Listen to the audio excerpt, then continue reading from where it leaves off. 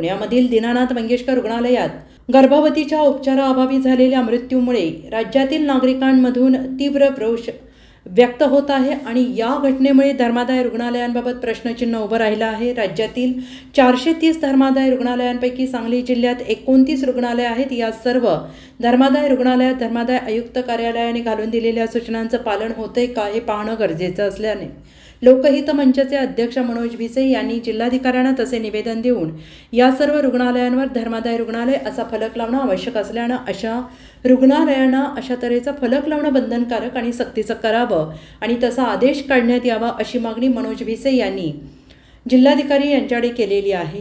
शिवाय निर्धन रुग्णांसाठी ज्या ज्या सुविधा देणं बंधनकारक आणि आवश्यक आहे त्या त्यांना दिल्या जातात का याची तपासणी करणं गरजेचं असल्याने तशी तपासणी मोहीम हाती घ्यावी अशीही मागणी भिसे यांनी केली आहे, जेणेकरून दीनानाथ मंगेशकर रुग्णालयासारखी घटना आपल्या जिल्ह्यात घडू नये।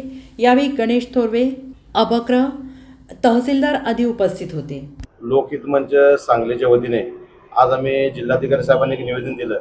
दीनानाथ मंगेशकर पुण्यात रुग्णालयात घटना घडली, तशीच घटना सांगलीत घडू नये यासाठी आम्ही जिल्ह्यातील 29 हॉस्पिटल आहेत त्या हॉस्पिटलच्या फलकावर धर्मादाय रुग्णालय असा उल्लेख म्हणून ते फलक लावण्यात यावे आणि आमच्या मागणी दिलेल्या निवेदनाचे लवकरात लवकर कलेक्टर साहेबांनी आदेश काढून योग्य त्या सूचना संबंधित द्यावा अशा आम्ही लोकहित मंचच्या वतीने जिल्हाधिकारी साहेबांनी केली आहे।